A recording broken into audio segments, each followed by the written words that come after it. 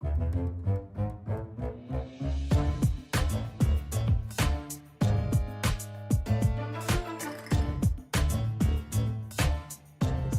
Hello, welcome to Throwing Drinks. My name's Jen. That's Maggie. This is a Bravo Housewives podcast, and it has been a little while since we've been on the pod together. The thing is that Jen and I are both sole traders, and Yes. which also means that we're hustlers. So when something We have 8 jobs at a time.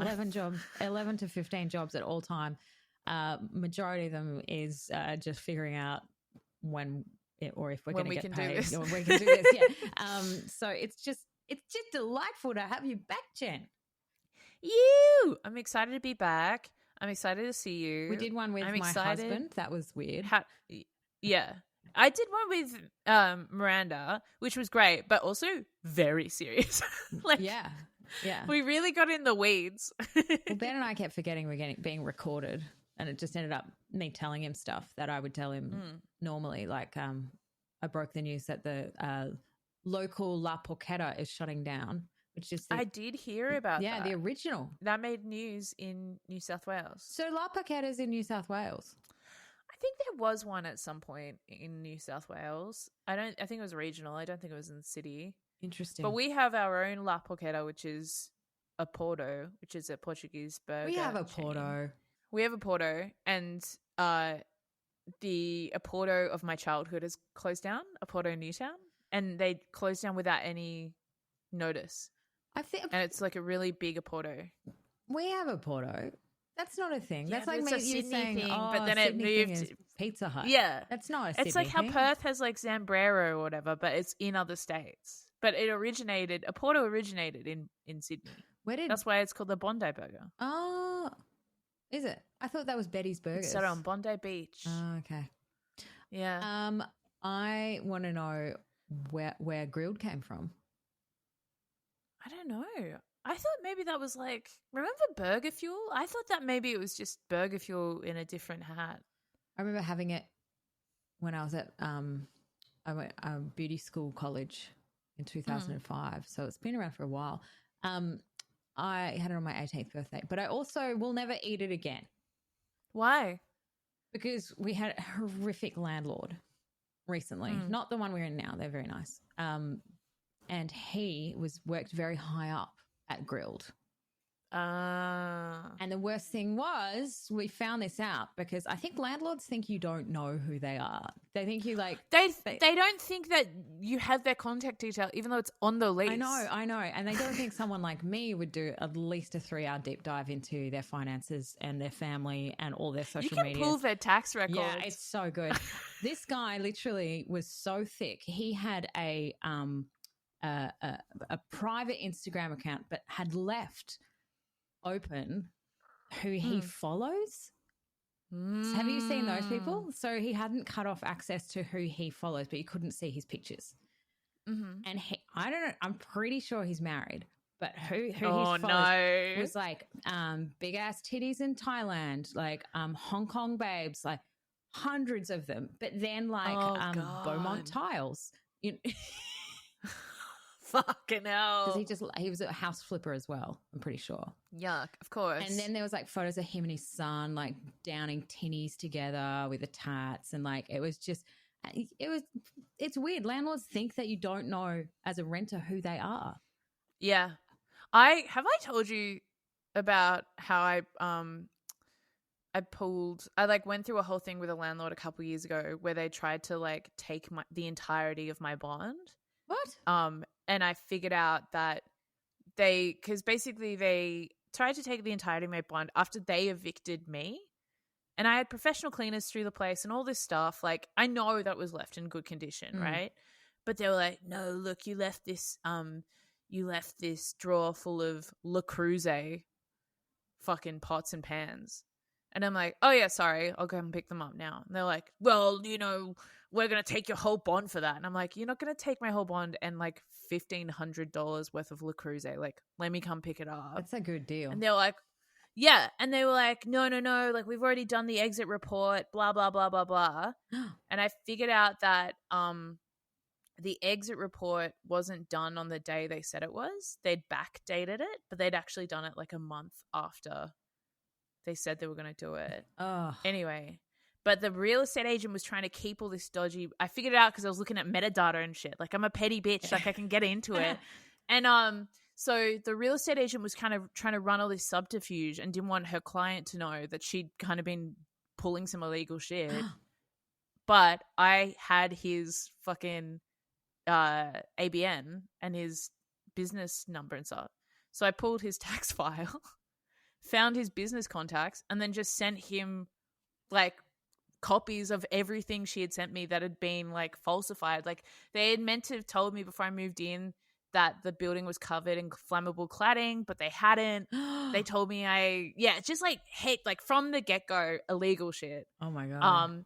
They evicted me after I like was like, hey, can we talk about this rent increase because it was insane? And they were like, no, you're evicted. And then I was like, well, that's illegal. And then the whole thing of like them trying to keep my bond because they found I'd left a drawer of Le Creuset behind. Like, what an inconvenience to have beautiful I know. They're like, oh, we're gonna throw this in the bin. I'm like, no, you're fucking not. No, you're gonna put that straight on Etsy. That's what you're in gonna your do. own kitchen. Yeah.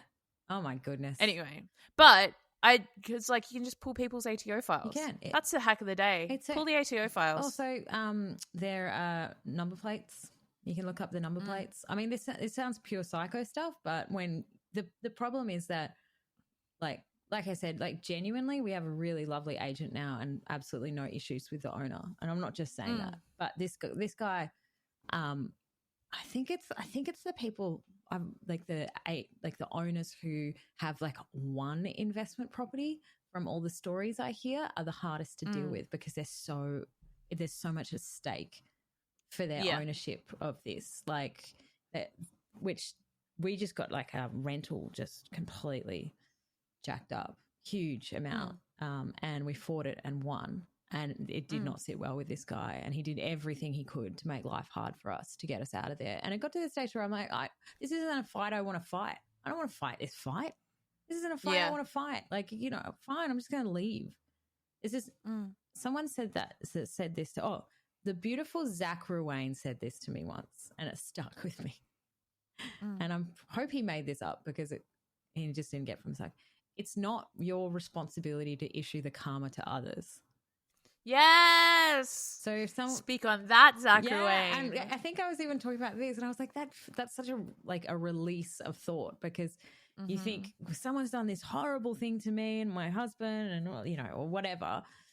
I would love to get them back. And when you go, oh, hang on, if they continue through life with that attitude, like dishing out that kind of energy.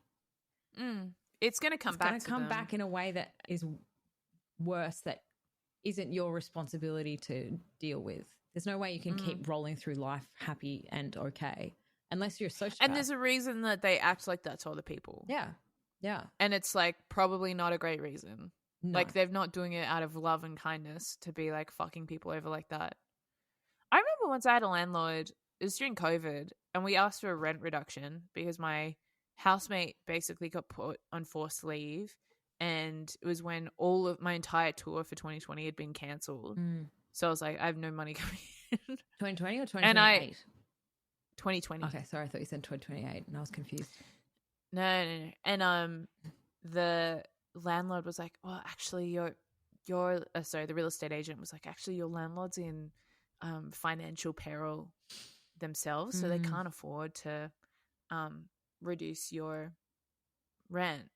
And in New South Wales, you have to give proof that you are financially impacted by COVID, right? For tenants, but also for landlords. So I was like, okay, well, I just looked up him on Facebook, and he works in San Francisco as quite high up executive at a tech company. Literally nothing about anything I found online says that he is struggling in financial peril. Oh my God. Are you able to send proof? And then it was very quickly resolved, and we got our rent reduction. Oof. I love being a petty bitch. I love it. Yeah, no, I mean, like, you have to, but there's a level of, there's a level you can stick up for yourself on these things. Some landlords are just ruthless. Yeah. I don't understand But it. it's because they don't have jobs. They become like being a landlord is not a job, but they think it's a job. And it's not. And so then they invest all their time into being psychopaths. And it's like, what if you just actually had a job? What if you actually just did something meaningful for the world rather than fucking holding shit over people's heads? Hey, Jen. Yeah. I'm guessing you watched Vanderpump Rules this week. Yes. Well, let's get into it. Especially all we've been talking about, really, this last few weeks. But I feel like, you know, it was always going to be the most talked about thing because of what has happened in the past year. And what's your thoughts? My thoughts on the episode? Yeah. Or just generally? Well, on the episode. Should we talk about the lead up? Like, sorry. Should we talk about the lead up? Like what, with what happened last week, what your expectations are and like, what's your thoughts? What's your thoughts on how it's going so far? So far I'm kind of torn. Do the episodes feel very short to you? They feel very short or like there's not enough to quite justify the length of them, perhaps. Maybe you're right. Like they're really spreading out everything into episodes where I'm like, feels like not enough's happening. Mm-hmm. I feel like last week's episode, I think it was a bit of a snooze fest. I feel like this week's episode has kind of picked it up, but I do feel like they're kind of producing us, if that makes sense. Interesting. Yeah. That's a good concept. So I think, right, the world enjoyed Sandoval. We all enjoyed it. We all enjoyed relishing in all of the details of this affair, right? And so that's why this season was always going to be really hotly anticipated. Mm-hmm. But the producers have an issue now where people do not like Tom Sandoval. Like the public opinion of him is not good, right? And there seems to be a few PR moves he's making at the moment which seem to be backfiring, and we'll talk about that in a second. But I feel like very specifically the public opinion of him is not very good, and the cast opinion of him, whether or not they represent themselves authentically or not, I think the cast do not like him either, and probably feel because they picked up so quickly after the scandal broke last year, we're watching in real time them really fucking cut him out of their life, although they're contractually obliged to be in the same show as him. So I found this whole narrative of the latest episode of you have to be nice to Tom because he's talked about having suicidal thoughts. I found it pretty gross, honestly, because it felt like a manipulation of the show and of the audience. Because how could we be mean to someone who's had suicidal thoughts? This man's been through it. But the problem is Tom still has never said carte blanche, I'm sorry. And maybe we'll see it in these upcoming episodes of Vanderpump when they go to Lake Tahoe, but I just feel like there's a really concerted play to produce this like sympathy narrative around him now, and watching him do these like therapy things and hanging out with Billy Lee and all this stuff and how, you know, he's so isolated. It's never going to feel authentic because he is not authentic in those moments. He's not authentic. And I'm re-watching the whole thing, right? And I'm watching him and I'm like, he's never been authentic in this. Wait. He's a performer. He's always been performing. He's very performance heavy. Yeah. I think it was interesting that beat where he was talking to Sheena and Sheena said, you're a narcissist. And he just immediately deflected it onto Lala. And didn't she say something like, well, narcissists don't admit to being narcissist or something? And he goes, well, that's why Lala's never said anything. I think potentially a step further, I think we're talking about a real sociopath here. Like, I think it's very scripted. I agree with you. I mean, the problem is that if he genuinely is talking about suicide and they don't address it, even if it's performative, like what do you do with that? No matter what, if he's bringing that up, do you keep that behind the scenes or do you make that into the show? Like it's difficult. And it's also like the criticism that Bravo's received about the way they treat their, talent, and the lack of safety that people have said that they have felt on shows.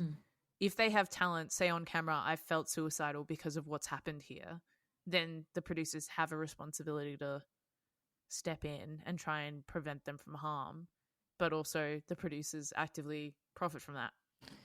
So it is this weird push-pull where, isn't it? Yeah. Don't you reckon? Like, I just feel like what they want is for people's sympathy to turn around and for them to be like, okay, we'll let it go. Sandoval, we'll back off him. But it's like, but this man is unrepentant.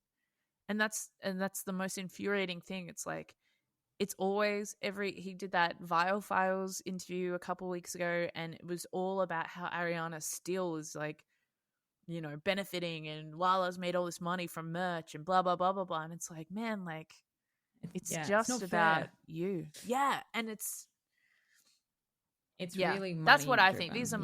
These are my thoughts. These are my feelings. What do you think? Oh, like, I think they're completely valid. It's interesting. For me, I go back to Jax in the earlier seasons, who did comparatively as bad, behaved as badly. I mean, like, the guy went to jail. Do you remember that episode? He was like, sorry, I wasn't here. I was in jail for shoplifting sunglasses when they were on holidays. Yes. And he cheated on their fucking Vanderpump trip too. Like, on a trip that was on the show. I mean, say what you want about Jax. He's good TV. And I think what's happened is this weird, like, back in the day, Jax cheated on Stasi with Kristen. Remember that? And that was like a storyline, but it wasn't the entire international, like, there's millions of international audiences weighing. Like, it's different. It's different. I can't imagine.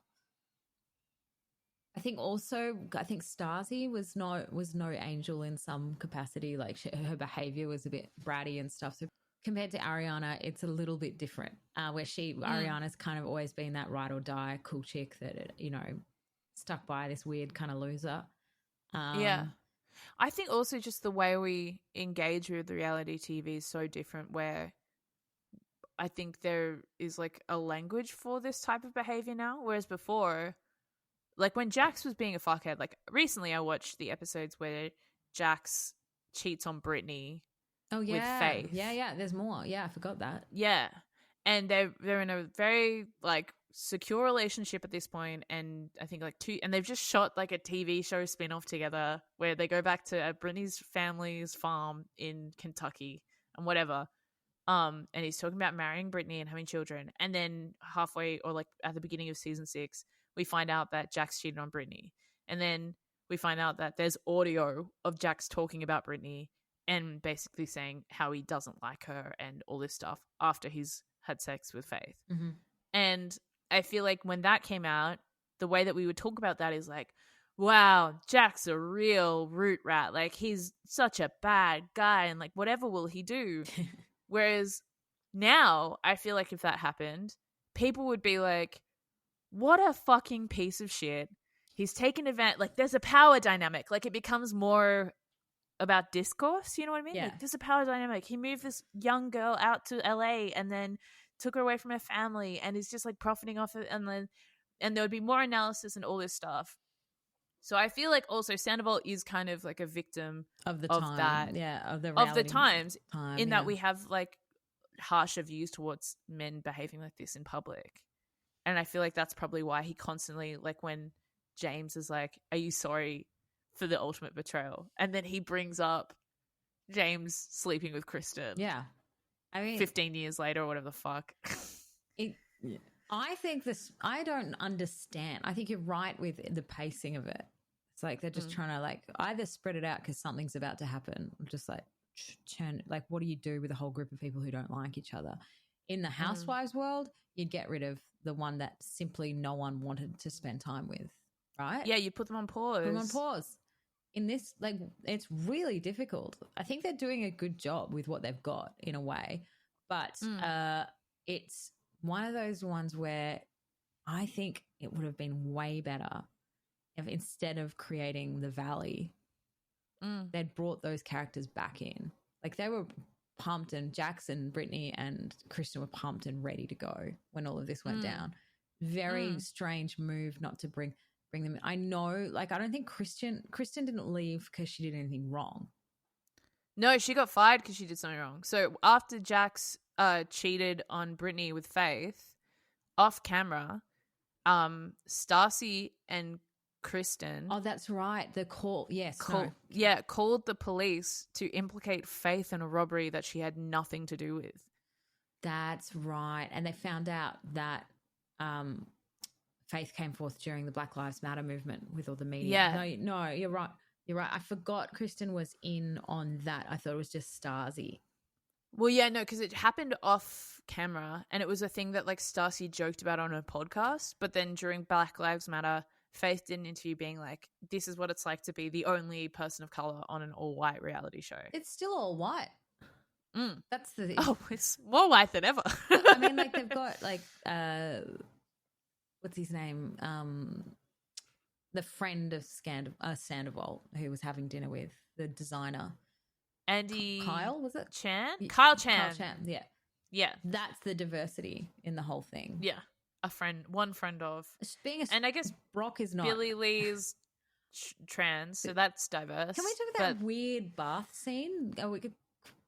The plunge cold pool? plunge. That was a very awkward, weird scene to watch. Again, I feel like it's like the producers want us to watch Sandoval suffer.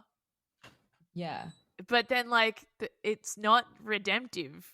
Yeah. It's just self-serving. Yeah. It was just, for me, it was the relationship between Tom and Billy there. Yeah. It was weird energy. It's like she kept just staring at him. Just standing there staring at him, like staring at him. The cut was weird, eh? Yeah, it was weird. Like she didn't get any dialogue. She just stood there and watched this man go into a cold pool. A cold plunge. I don't know. I feel like there potentially could have, the energy felt like there could have been a relationship there, potentially. Well, was Ariana saying that a few months ago? That she believed something had happened? Or maybe Sheena said she believed something had happened between Tom and Billy Lee? Yeah. I think... maybe. I think Billy Lee's hot, but it was just like the weird kind of connected, like she just stood there and watched. Just stood and watched Tom go into the plunge pool. And then that was the kind of scene. You never saw her go into the plunge that's pool. like, it's like, I feel like every scene you see Sandoval in, he's just there with like some person. It feels like a hostage situation. Because again, like none of the main cast want to shoot with him at this point. So they rope in friends of who just sit there while he monologues at them or does something. And then they just sit there in a hostage situation being like, okay, well, I'm simply moving background at this point. And in the kind of the ramble to the coming season, it did allude that Lala was getting a bit over Ariana and potentially the opportunities coming. So she's had so many ad campaigns and now she's on Broadway playing Roxy in Chicago. I mean... Yeah. And it's one of the most popular... I think the first week of that was like one of the most popular weeks of Chicago ever in the musical's history. Here's a question. Yeah. Were all of these people already watching Vanderpump or did they hear about Sandoval and go, I'm going to fucking nail 9 seasons in a row just to catch up? I reckon it's like... a lot of new people, which is fine. If we were in New York, we had options of... She's nodding already. I'm already nodding. I know what you're going to say, and I'm saying we're going. We're saying it. We're in the standby line to get standing room only seats. Are we meeting to her see after? Chicago? Yeah. Is that what we're saying? Yeah, we'll go to the back door. I hate musical theatre. Good for Ariana, but I hate musical theatre. I can't watch it. I think Ben and I were talking about this. We like Book of Mormon. It has to be funny. Yeah. I cannot deal with a sincere musical theatre. Like, it's just so stupid. I can't deal with sincerity in a song. And the way people act out realizing things in musical theatre where they're like, I guess that's part of the plan. And you're just like, no, go on. Oh, it's so yuck. They always have 2 hands in front of them like this and they go, wait. I've got it. I've got it. Fuck off. Oh, fuck off. That's what I just want to Fuck stand. off, I want cunt. to get on That's the why we're stage. going to Chicago. I want to get on the stage and stop them. Yeah. Just stop. Why are you Stop. singing? Stop singing. Stop singing. Stop. Why are you dancing like that? And then Dance normal. okay, this is the line of arts. I'm sure we've done this before, but I'll do it again. Very bottom, sincere musicals. Next, cabaret. I would say clowning. Really? You'd put clowning as the worst? I've watched some great Korean clown. They were like, do you remember years ago? There was, yes. They came out for Melbourne Comedy Festival. That Korean. Okay, yes. No, you're right. Yeah. If you're bored, clowning is above musical theatre. Look up the Korean clowns from Melbourne Comedy Festival on YouTube. They're so funny. So they've kind of pushed it up a bit. So it starts with sincere musical theatre, like yeah, like that 1, 2, 3, cabaret 4, 5, 6, above 7, 8. that. Yeah, like cabaret is the next worst. Then burlesque is a little bit better because it kind of you can get drunk and have fun. Like they're not sincere, and it's titties. Yeah. You can't be mad at it. No, and it's just a bit of like it's not. I know they work very hard, but it also is like just a bit of fun of the night. It's not. It's a bit of fun. Like let's sit down, take this in. Let's talk about this after. Oh, where does plays factor in? I like plays. A good play is amazing. Where there's good no play such is thing amazing. as A bad play is a no such thing as a good, sincere musical. And true. There is no such thing as good cabaret. Yeah. Especially sincere cabaret. Or the ones that are just like, hey guys. And they've got like a keyboard. Hey guys, you brushed your teeth lately? You brushed your teeth? Well, I have too. I've brushed my teeth, I brushed my teeth, I brushed my teeth. And you're like, fuck off. I remember when I was young and my mother would sing me a song. It goes a little something like this. Unless Countess Luann is doing the cabaret, then I'm back on. Oh, wow. So we've thrown an absolute spanner in the works. Cabaret. She's the exception that proves the rule, I feel like, because she is not sincere. She's sincere in what she does, but it is not sincere.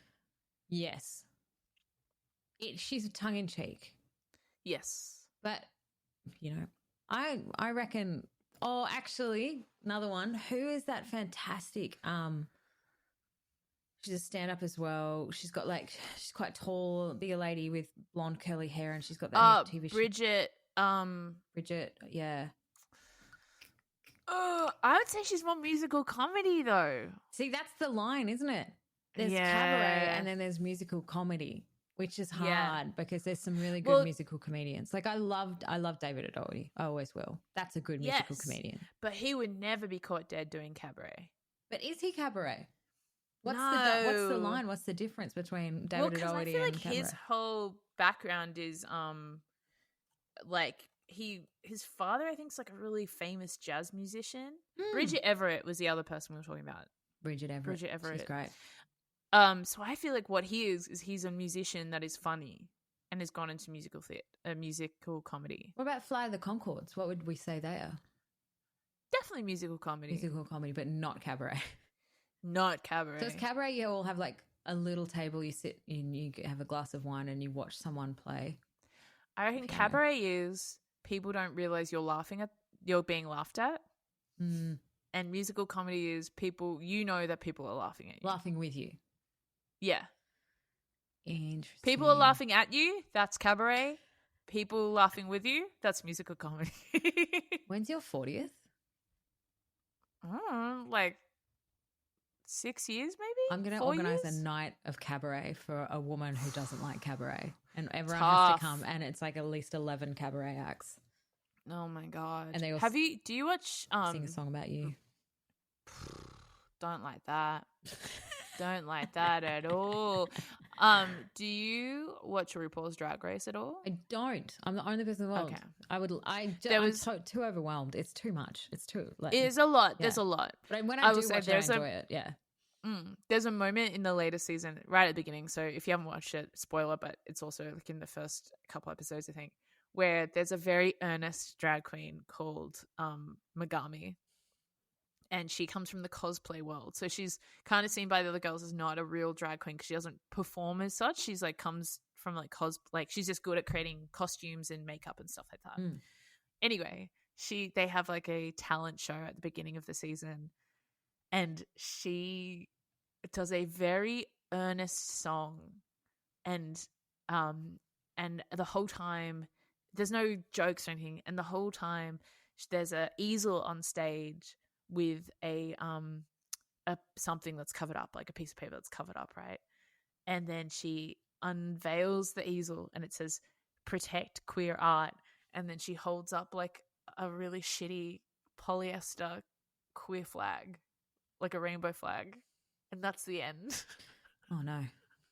And it's like, it's so earnest and it's so brutal. No, you gotta pick your platform, love. And people are like, not this queer art, don't protect this one. Is this even queer? Anyway, it's that feels very Free-ta refugees on Big Brother circa 2004 or whatever it is. Yes, it feels cabaret to me. That feels very cabaret. Yeah. Look, good on him. I think, say what you want about anything, but we're allowed to say what we want about stuff. I put that on my tombstone. Say what you want about anything, but we're allowed to say what we want about stuff. So just deal with it. Can I come out now and say I'm a fucking Tim Minchin hater? I keep seeing posters for him, and he shared some of my stuff before. I'm telling you, I don't like the guy. Interesting. I don't know. Cabaret that briefly moved into musical comedy that has gone straight back into cabaret. Okay. And I don't like it. Right. Well, Don't like it. Didn't he? Oh, no, that's Tim Winton. Don't like him either. Don't like Tim Winton. Think his books are shit. Write one female character, man.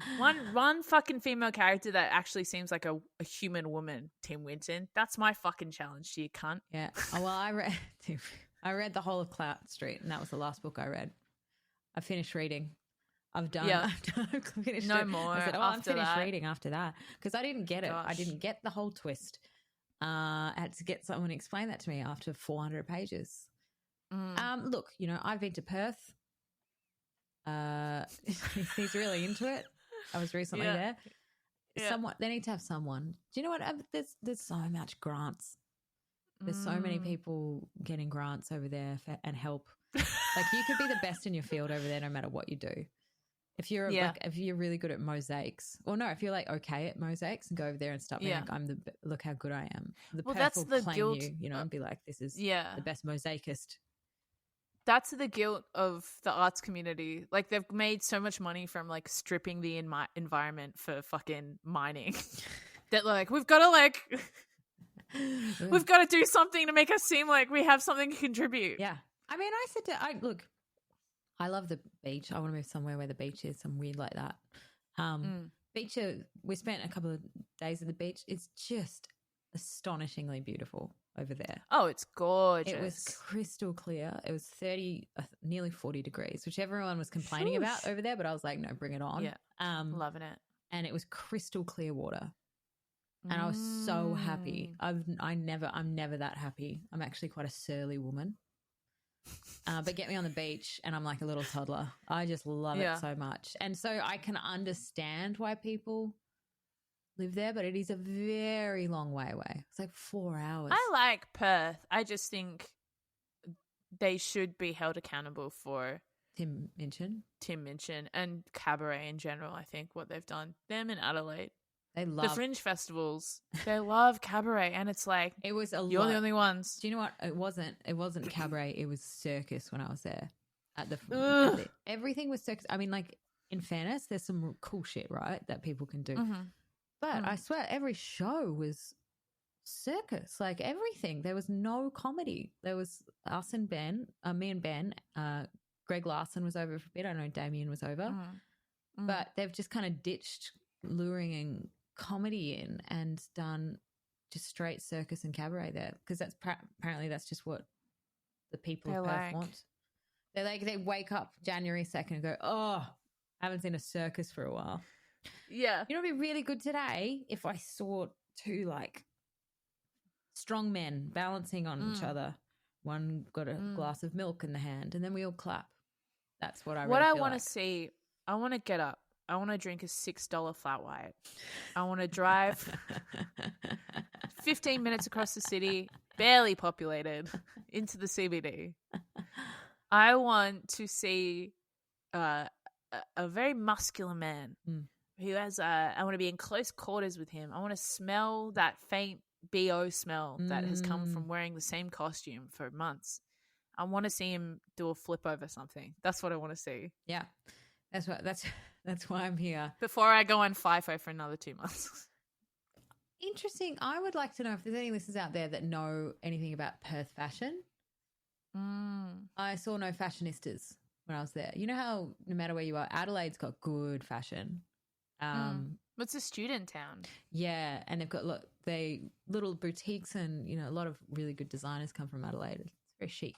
I feel like Fremantle has cool fashiony people there. Yeah, maybe. I didn't go down to Fremantle. I went to my favourite strip of shops, which is called Mount Lawley.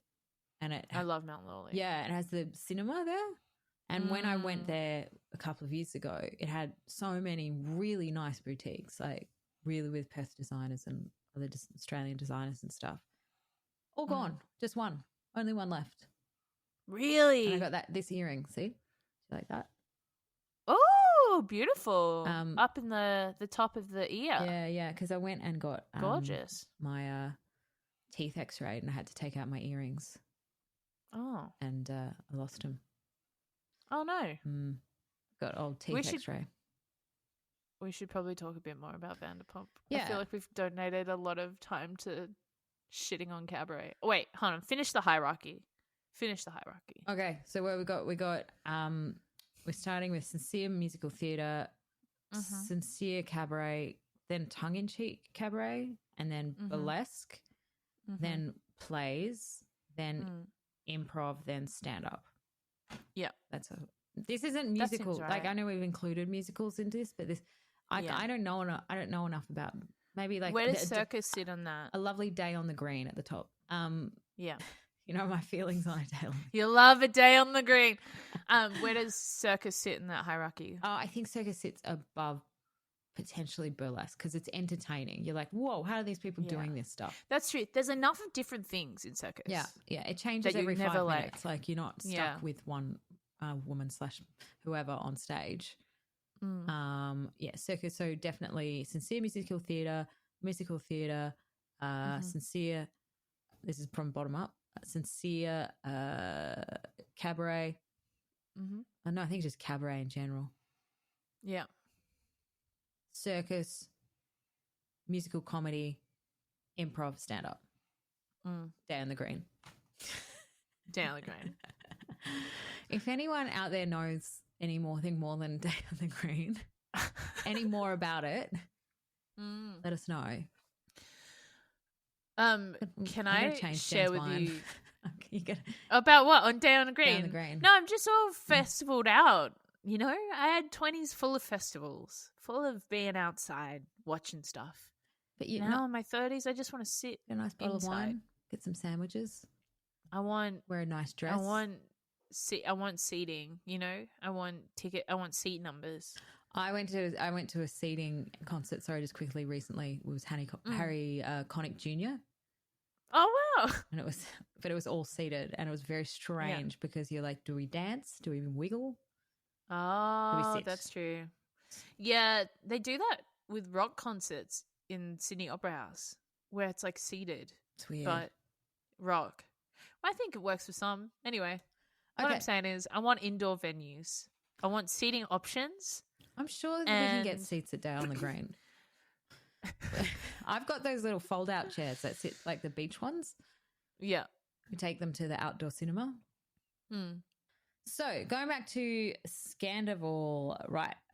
Breaking news, and apologies if you are behind. It is behind a paywall, but the New York Times has written an incredible puff piece on Sandoval and Sandoval by following him around for a couple of days. It's some of the best writing of a profile I have read for a long time because it's really, really subconsciously funny. Like not subliminally funny, I think the word is. Yeah. I love celebrity profiles. They're my favorite type of writing. Especially for read. The New York Times are great because they're not tied to anything. Do you know what I mean? Like they can they're not worried about getting access to Bravo. Yeah, exactly. That's exactly talent. What I was trying They're to say. not worried about burning bridges with Bravo talent. No, and this writer admits wholeheartedly that they have been gunning for an interview with this individual and finally got it. So just going through it briefly, my favourite parts, and this has just come out, I think Monday, came out Monday, so, you know, you'll be able to find it somewhere.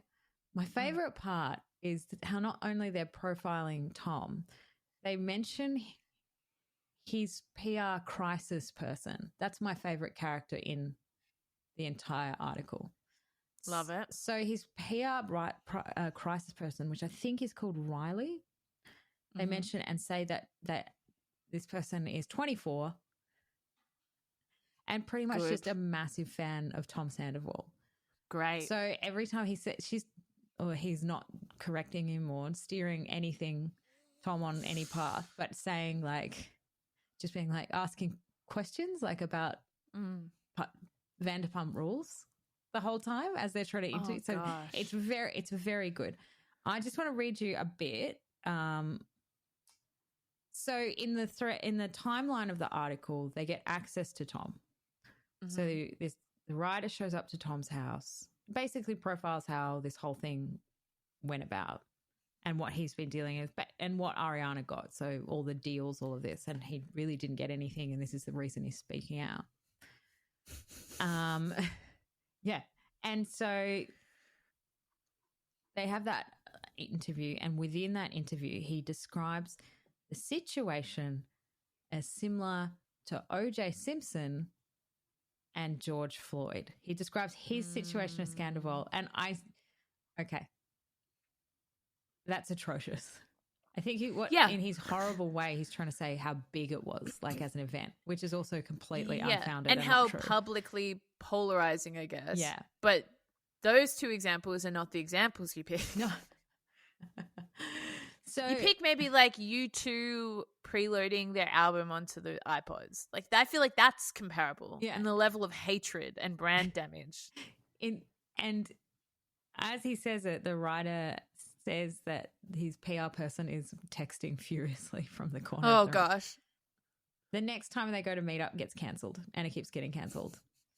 Finally, they get access to Tom again, and it's during the confessionals recording at the end of the recording of the season. So they show up, and one of the VPs of NBC is there sitting next to Tom. He has just gotten. They kept throwing locked down. New York Times off other people. Do you want to talk to? We can talk to anyone else but him. No. But to the description of Tom getting ready for his confessional is some of the best writing I've read. Read it to us. Okay. Read it to us. Sandoval was in a small dressing room, applying dabs of makeup to his forehead. In front of him were 3 caffeinated beverages, a Red Bull, an iced coffee, and a Dr. Pepper. He sipped each one intermittently. Sandoval said he was feeling depressed. He said the same thing the last time I saw him. When I asked if the depression was show-related, he had said, somewhat show-related, just life, business stuff, it's hard. Sandoval began to perform loud vocal exercises. He applied pomade to his hair, combing it back with his fingers, and changed into a light blue women's suit from Zara. Honestly, right now, this sounds like being backstage with Auntie Donna. But anyway, go on. Which he said he preferred to the store's menswear. The suit looked good, but the sleeves barely reached his wrists. As he emerged from the dressing room, there was something about the suit's feminine cut combined with Sandoval's physique and slightly hunched posture that reminded me of Heath Ledger's Joker in the scene at the hospital where he wears the nurse's uniform. Oh, my God. Oh, so that is the tone of the writer the entire way through. He is the Joker. Yeah. So I think the implication there is he for me, I'm reading into that line. So the Joker blew things up for entertainment, right? Because he was bored. Yeah, that was and because he was anarchic. Yeah, so he just wanted to watch the world burn. So he did shit. There's no way. So, and within this article, so he says, like, hammers down, I was going to tell Ariana after we finished rap, because I didn't want it being filmed. There's no way that is true. No. This guy absolutely loves the limelight, loves the attention. If he was really not okay, he would not come back to. He went and did like their version of SAS. Yeah. It's like they talk about him coming back from New Zealand in this new season, and like how he felt like it was punishment through pain or whatever. Yeah. Or redemption through pain.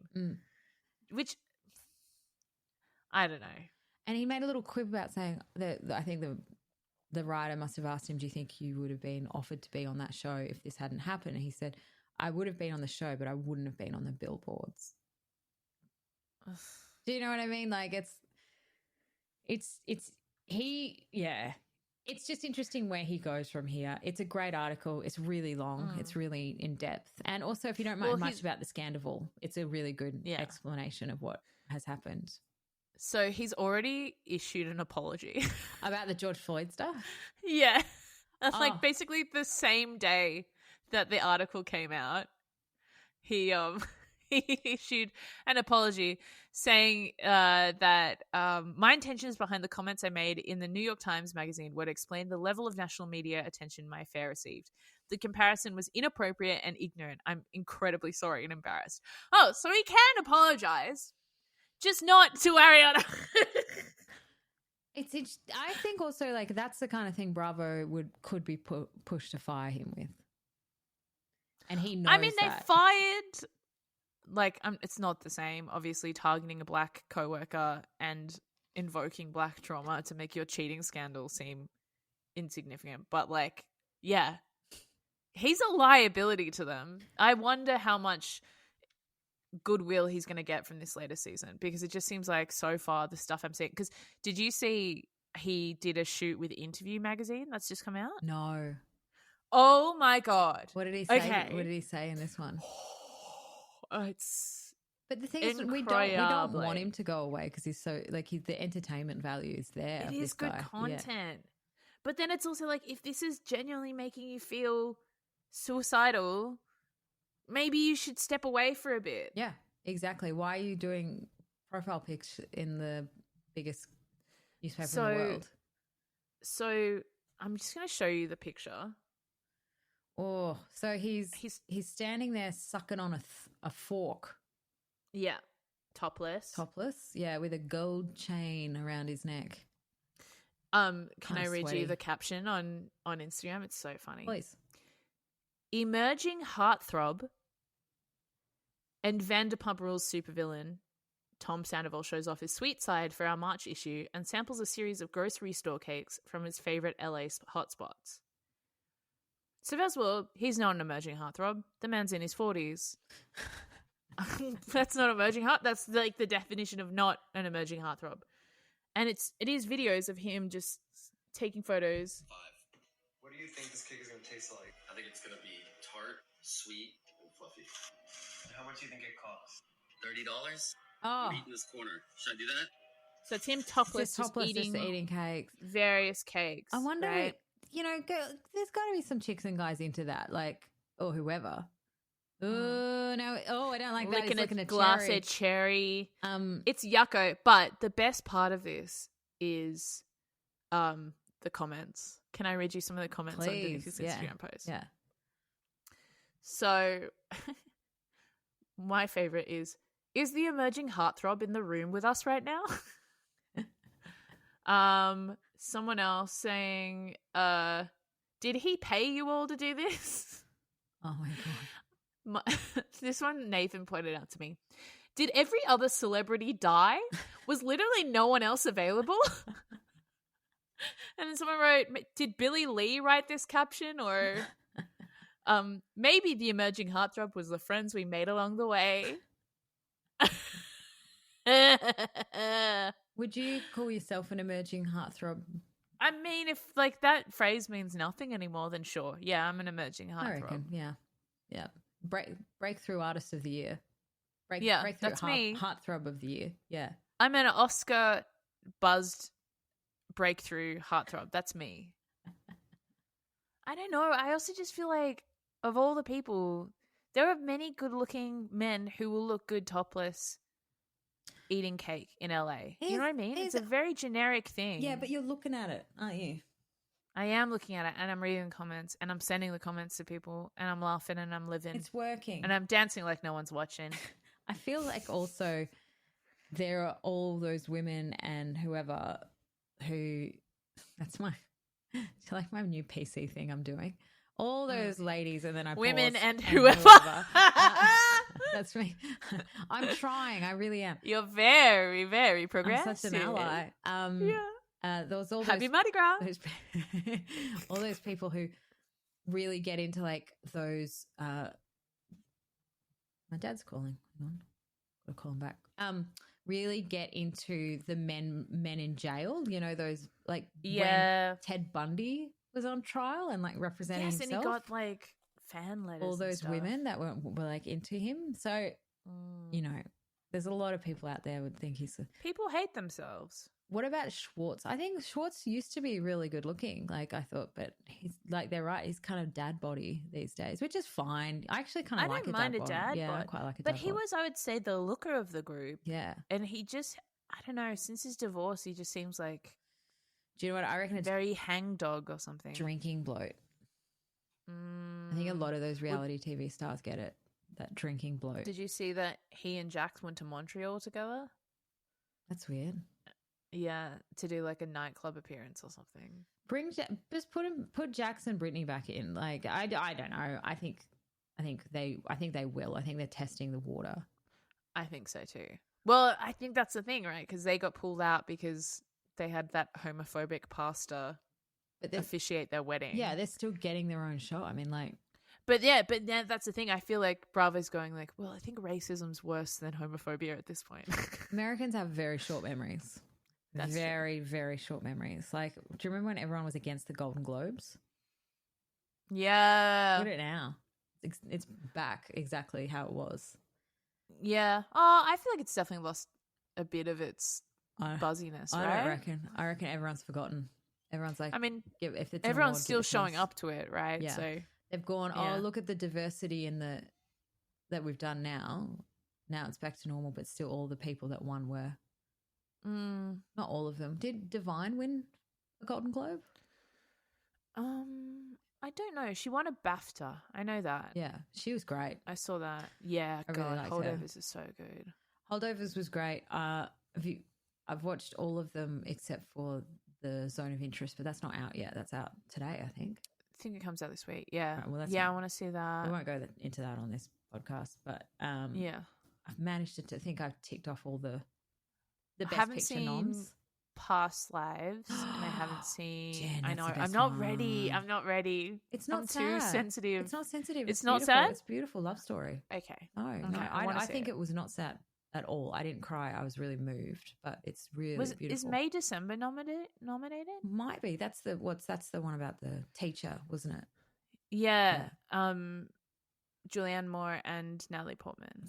Let's look up who. Anyway, Best picture. I'm probably going to cut out that Tim Minchin stuff. Dude, you do you. It's true though. It is true. Best picture nominees are The Holdovers, Past Lives, Anatomy of a Fall, Poor Things, Oppenheimer, Killers of the Flower Moon, American Fiction. Haven't seen that. That looks great. I don't think that's out yet. I don't think that comes out for like months here. It's so annoying. I hate it when they do that. Zone of Interest. Do you know why? Barbie Have Maestro. I told you this about why films come out here so much later than they do in America? Is it because the film comes here via boat? I mean, that would make sense. It's to go through the Suez Canal. Yeah, it's it's getting IMAX here is a nightmare. I mean, right? They're gonna get extra big boats. Yeah. They're gonna bring it in sideways. So I was talking to a film distributor friend about this, and they were basically saying that film distributors in Australia wait until award season, basically, award nomination seasons, I guess, to start picking up distribution for films rather than before that, because the Australian market is so soft that they will not see a film. People will not see a film in cinema unless it's got some kind of award buzz or a critical buzz or whatever. But so our market waits for America, England, the British, American To tell us award what's good. shows to tell us what's good. So then we go and see award nominated films rather than just going to see films because we like films. I've heard a similar thing about Cabaret. No! I actually watched Barbie on the plane. Oh, yeah? I Just as hated it. You hated I Barbie! hated it so much. I was yelling at my phone. So this Interesting. couple of feminism bullshit. And then she getting all really upset because she didn't get nominated for an Oscar. You're kidding me? It was one of the worst movies I've ever seen. It was just, Really? It was teaching feminism to people who've never heard about it and telling That's them true. that if I'll you- agree with that. It's very basic. and go yeah. buy this Barbie because she's a feminist and she's always been a feminist and she's never had any problems, you know, like and what's with like the people who run Mattel? Yeah, they're old men, but they were like good men in the end. Like what? It was the only thing that was good was production design. The production design's insane. And the bit that, hey, we're all feminists. And then there's that bit where Margot Robbie is like trying to say a line that she's like, I feel really unattractive or something. And then they pause and they go, oh, we shouldn't have cast Margot Robbie for this part. What are you doing? You're just absolutely objectifying this actor again who's trying to prove a point. It was the worst thing I've ever seen. And it should have been burnt to the ground. I hated every moment. Yeah. I love I haven't how felt that furious you are. I haven't felt that passionate about it. Prue Blake, the gorgeous comic I was talking to the other day, felt exactly the same. Interesting. I haven't. Look, I felt like it was very basic in its feminism. I just don't have strong feelings about it. I hated it. I like Ryan Gosling doing comedy. I think he was really fun. Yeah, but the majority, it was like 1/3 about the patriarchy when it was supposed to be about feminism. Barbie. Like we get it, men like wood. Do you know, that's just so simplified. It was just stupid. Like it could have been a really good adventure, but it's just like ramming down your throat this one thing, like women, you know, like we get it, you know, but you're doing it in the way that you're wanting to sell toys. It's pure capitalism. It's those men that you're projecting, the Will Ferrells, are there, real guys making money out of you saying women can do the world because I've got a doll that's a doctor. It was just so horribly obvious. Sorry. I surely Don't be sorry to me. I actually didn't work on it. So I'm definitely going to accidentally say that to someone who did work on it one day. I'm going to end this one on a quick quiz. Yeah. We're doing a quiz called Real. Everyone is like a certain Real Housewives woman. Find out who you are. Ooh, okay. Ready? Choose breakfast as you're waking up in the morning, thinking about so many things. That's a little thing from New Jersey. About so many things. Avocado toast, acai bowl, eggs Benedict, green smoothie, pancakes, fruit platter, cereal, pastries, or omelette. I'm literally thinking about avocado toast right now. And I have been thinking about it for peek behind the curtain. I've been thinking about it for half this damn podcast. Perfect. All right, avocado. Pick a hospital you might smell like. Oh no, there's just pictures. That's great. Mary Cosby. Do you want the green curtain or the blue? Green, blue, red, or turquoise? I've only seen green curtains. Look, I didn't realize there were other curtains. Can I just say this isn't going to work? Because there's a lot of visual stuff. It's just pictures.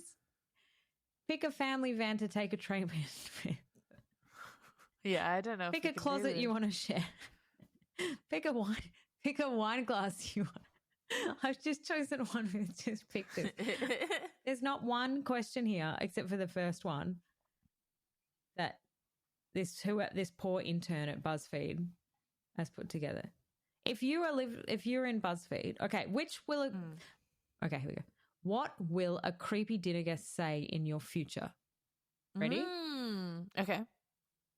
Luxurious living surrounded by opulence. Climbing the success ladder but losing personal bonds. Oh no, this is fucking sucks. If one of those options isn't she. It's not even quotes. It's just something like I reckon this is an AI. This is AI generated quiz. You've been bamboozled. I just think that this is a good example as why AI won't take over the creative world. They can't even put together a really good quiz.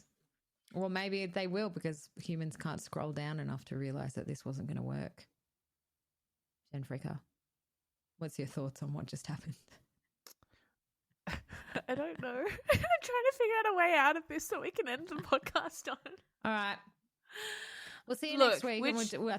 What were the options for the housewives? Like, do you get to pick? Do you see what the possible housewives could be? No. And then can we just pick? No, it's just pictures. It's like your drink of choice: vodka, soda, margarita, rum and coke, Pinot Grigio, vodka, cranberry, red wine, whiskey on the rocks, or martini or champagne.